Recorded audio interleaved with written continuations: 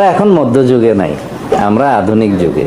আজকে কোরআনের আইনকে বলা হচ্ছে মধ্যযুগীয় আইন। জীবনে এরকম ধর্ষণ করে একটা শিশু বাচ্চা রামিসাকে হত্যা করা সম্ভব ছিল? ইসলামী আইন থাকলে, আল্লাহর বিধান থাকলে আজকে ওই ধর্ষককে সামনে ধরে আনা হতো। এরপরে সোহরাওয়ার্দী উদ্যানে রেডিও টেলিভিশনে প্রচার করে সোহরাওয়ার্দী উদ্যানে লক্ষ লক্ষ জনতা হাজির করা হতো, হাঁটু পর্যন্ত গাড়া হতো, চতুর্দিক থেকে পাথর ছুঁড়ে রক্ত মাংস হাড্ডি পাতাকে উড়িয়ে দেওয়া হতো। যেখানে কোরআন পরিষ্কার বলেছে বিবাহিত ধর্ষক যদি কোনো ধর্ষণ করে তাকে জনসমক্ষে আনো, হাঁটু পর্যন্ত গাড়ো, এরপরে চতুর্দিকে পাথর ছুঁড়ে ওদের রক্ত মাংস হাড্ডি বাতাসে উড়িয়ে দাও, যাতে এই দৃশ্য লোকেরা দেখে, ওয়ালিয়াশহাদ আযাবাহুমা, যাতে তাদের শাস্তি মানুষের দেখতে পায়। কে বলেছেন? আজকে এই বিচার যদি থাকতো তাহলে এটা যারা দেখতো আর যারা শুনতো, জীবনে এরকম ধর্ষণ করে একটা শিশু বাচ্চা রামিসাকে হত্যা করা সম্ভব ছিল? ধর্ষণের কথা মনে পড়ে 10 বালতি পানি খেত। আফগানিস্তানে একটা হুকুম বাস্তবায়ন করেছে, পুরা দুনিয়া হইচই লেগে গেছে। প্রকাশ্যে হত্যা করা হলো কেন? যারা আজকে কান্নাকাটি করছে, হইচই করেছিলে, আমি তাদের জিজ্ঞেস করতে চাই, রামিসাকে যে ধর্ষণ করে টুকরো টুকরো করা হলো, এখন তোমাদের সেই মানবতা কোথায় গেল? ইসলামী আইন থাকলে, আল্লাহর বিধান থাকলে আজকে ওই ধর্ষককে সামনে ধরে আনা হতো, কিন্তু আল্লাহর সে আইনকে তুচ্ছ তাচ্ছিল্য করা হচ্ছে। বলা হচ্ছে প্রকাশ্যে শাস্তি প্রয়োগ করা নাকি সে বর্বর যুগের আইন, মধ্যযুগীয় আইন।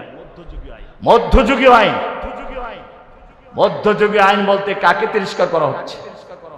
কোরআনের বিধানকে। আবার তুমি আল্লাহর আব্দ। আবার এক গ্রুপ তারা এটার জন্য মিছিল করবে, শর্ত দিয়েছে শরিয়া আইন চাওয়া যাবে না। দেখেন না আপনারা, প্রথম আলো মিছিল করেছে, শর্ত আগের দিন শর্ত আরোপ করেছে। কিসের মুসলমান, কিসের আব্দ? যে আইনগুলো নিজেদের মতের সাথে মিলে আমরা সেগুলো মানি, যেগুলো মিলে না সেগুলো সুদ হারাম করেছেন কে? আমরা কি সেটা মানি? আদালতে ব্যাংকিংয়ের সব ব্যাংকগুলো সুদ দিয়ে চলে। কোনো প্রতিবাদ করেছি? কোনো প্রতিবাদ নেই। মদ হারাম করেছেন কে? কোরআন পড়ুন, সূরা মায়দার 90 নম্বর আয়াত। আল্লাহ বলছেন ইন্নামাল খামরু ওয়াল মাইসিরু ওয়াল আনসাবু ওয়াল আজলামু রিজসুম মিন আমালিশ শাইতানি ফাজতানিবুহু। মদ, জুয়া, মূর্তির বেদী এবং সেই লটারি, এগুলো সব শয়তানের কাজ, এগুলো তোমরা এতে বিরত থাকো। হুকুম দিয়েছেন কে? আমরা কি সেগুলো বর্জন করেছি? আমরা মদের লাইসেন্স দিয়ে দিই, লাইসেন্স থাকলে বৈধ, লাইসেন্স না থাকলে অবৈধ। সুদের লাইসেন্স থাকলে বৈধ, না থাকলে অবৈধ। চোরের হাত কাটা বিধান দিয়েছেন কে? আইন আছে।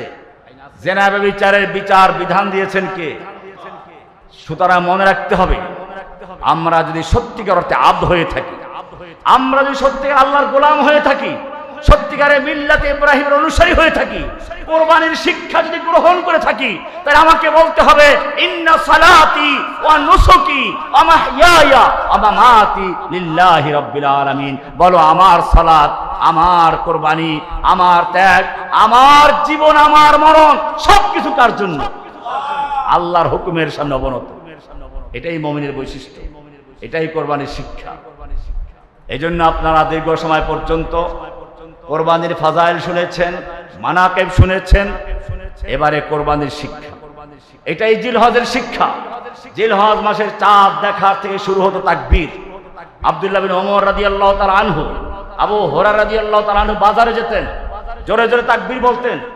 এখন আরব দেশে যান, দেখবেন যে বাড়ির সামনে লাউড স্পিকার লাগানো আছে, সুন্দর মধ্যম আওয়াজে তাকবীর আওয়াজ আসছে, আল্লাহু আকবার, আল্লাহু আকবার, লা ইলাহা ইল্লাল্লাহু, আল্লাহু আকবার, আল্লাহু আকবার, ওয়া লিল্লাহিল হামদ। একটা হচ্ছে ওয়াজিব তাকবীর, সেটা হচ্ছে 9 তারিখের ফজর থেকে 13 তারিখ আসর পর্যন্ত, এটা ভিন্ন। আর একটা হচ্ছে আমভাবে জিলহজ মাসের পুরো সময়টাই তাকবীর বলে। বাজারে যান, তাকবীর, কারণ এই তাকবীর আল্লাহু আকবার ধ্বনি। এটা হাদিসে বলা আছে, যখন মুয়াজ্জিন আল্লাহু আকবার বলে তখন তার ডানে বামে গাছগাছালি পশুপক্ষী পাহাড় পর্বত সবগুলো মুয়াজ্জিনের আওয়াজের সঙ্গে সঙ্গে আল্লাহু আকবার বলে গুঞ্জন তুলে নেয়। এই জন্য শয়তান আল্লাহু আকবার আওয়াজ বরদাস্ত করতে পারে না। হাদিসে বলা হয়েছে আল্লাহু আকবার ধ্বনি শুরু হলে শয়তান পালায়, এত জোরে পালায়, আলাহু দরাতুন, আলাহু দরাতুন, দরাত মানে হচ্ছে জোরে জোরে বায়ু ত্যাগ করে পিছনের রাস্তা দিয়ে শয়তান পালায়। শয়তান আল্লাহু আকবার ধ্বনি বরদাস্ত করতে পারে না।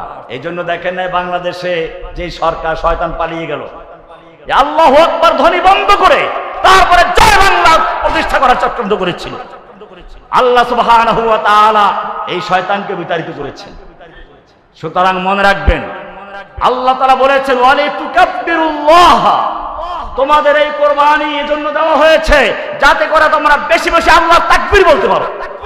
আল্লাহু আকবার, আল্লাহকে বলতে হবে, তাকবীর বলতে হবে।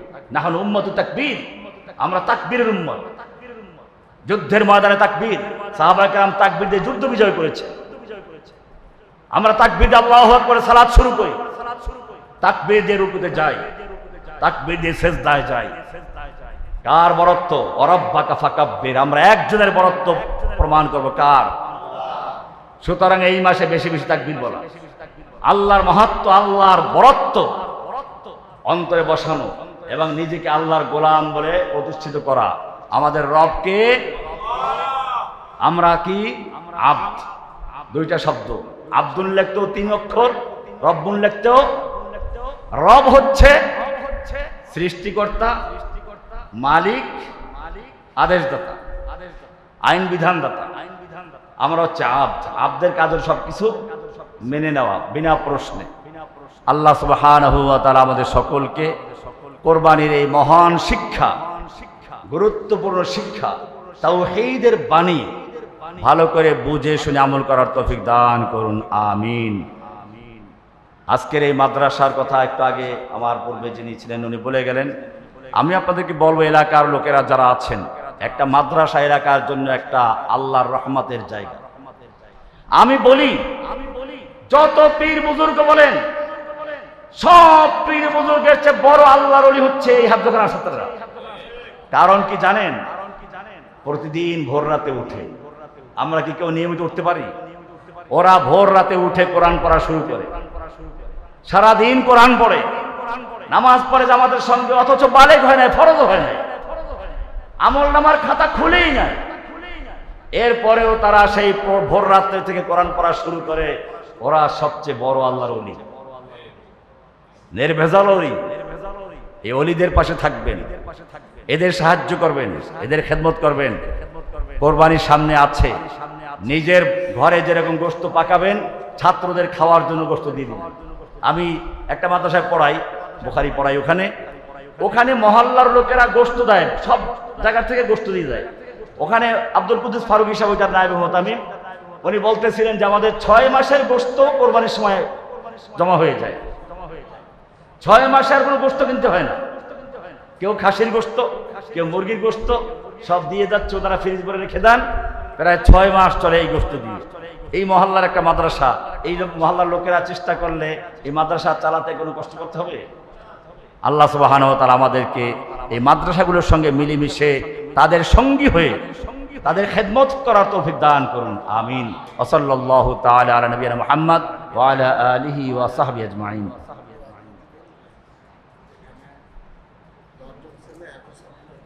আচ্ছা আচ্ছা, মাশাআল্লাহ, 10 জন ছেলে হেফজ করেছে, মুখস্থ সব পুরা হাফেজ হয়ে গেছে, ও সবক নিবে, মাশাআল্লাহ।